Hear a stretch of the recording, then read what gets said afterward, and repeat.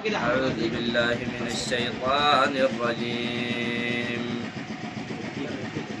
بسم الله الرحمن الرحيم.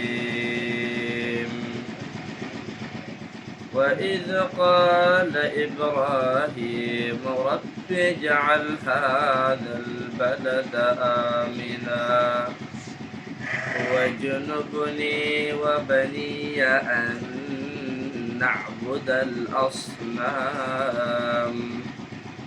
رب إنهن أضللن كثيرا من الناس فمن تبعني فإنه مني ومن عصاني فإنك غفور رحيم.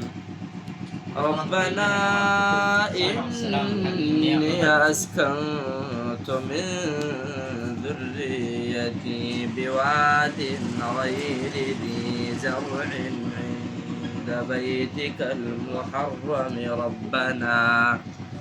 ربنا ليقيموا الصلاة فاجعل أفئدة من الناس تهوي إليهم وارزقهم من الثمرات لعلهم يشكرون.